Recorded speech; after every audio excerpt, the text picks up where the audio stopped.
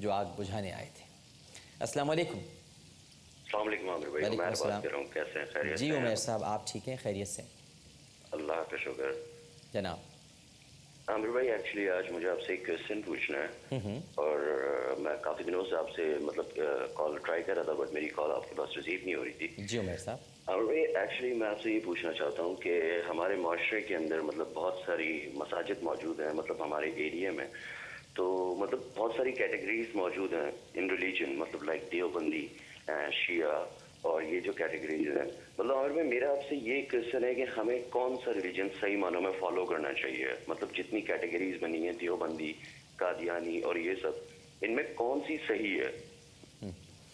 اچھا، باقی سب کے بارے میں تو ظاہر ہے کہ میں طفل مکتب ہوں، لیکن قادیانیوں کے بارے میں آپ کو بتا دوں کہ یہ غیر مسلم ہیں اور یہ سیکٹ میں نہیں آتے یا کسی فقہ میں نہیں آتے۔ باقی ہمیں تمام فرقوں کا احترام کرنا چاہیے، ہمیں اہل سنت مکتبہ فکر کا احترام کرنا چاہیے، دیوبند مکتبہ فکر کا احترام کرنا چاہیے، اسی طرح ہمیں اہل حدیث مکتبہ فکر کا احترام کرنا چاہیے، اہل تشیع مکتبہ فکر کا احترام کرنا چاہیے۔ اور یہ سب آپ دیکھتے ہیں کہ شام کو جب عالم اور عالم کا گلدستہ سجتا ہے تو یہ سارے علماء کرام یہاں پر تشریف فرما ہوتے ہیں۔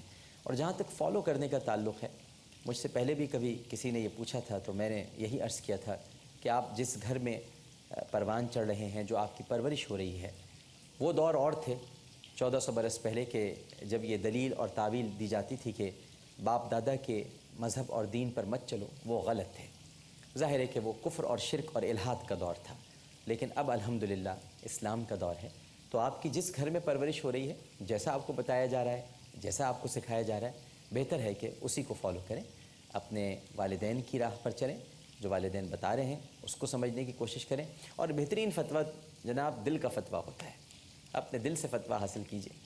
بس 3 بنیادی باتیں ہیں، میں کوشش کرتا ہوں کہ ان کا خیال رکھوں، کبھی کبھی غلطی بھی ہو جاتی ہے، اور یار دوست میری پرانی باتوں کو بار بار نیا کر کے پرانا کھانا باسی نکال کے اس میں سے پھر تڑکا لگا کے تھوڑا سا بگار لگا کے مارکیٹ میں دے دیتے ہیں کہ چل جائے گا، لیکن سڑ جاتا ہے، منہ سڑ جاتا ہے، اس لیے کہ پرانی چیزیں زیادہ دیر چلتی نہیں، پرانی باتیں تھیں، پرانی باتوں کو بار بار آپ بگار لگا کے اس پہ ہری مرچیں چھڑک کے تھوڑا ہرا دھنیا لگا کے اور پھر آپ دے دیں جناب کھاؤ، تو سڑا ہوا ہے، وہ اس میں سے تو بو اٹھ رہی ہے، وہ تو بہت پرانا ہے، بدبودار ہے، گندا ہو چکا ہے، غلیظ ہو چکا ہے۔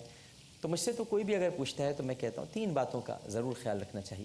ایک، اللہ اور اس کے رسول صلی اللہ علیہ وآلہ وسلم کی اطاعت، صحابہ کرام رضوان اللہ تعالی علیہم اجمعین کی محبت، اور اہل بیت اطہار رضوان اللہ علیہم اجمعین کا طریقہ۔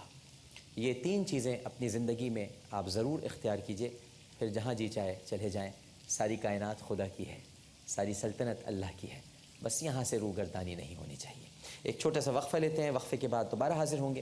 ہمیں یقین ہے کہ آپ سب لوگ ہمارے ساتھ ہی رہیں گے۔ السلام علیکم ورحمۃ اللہ۔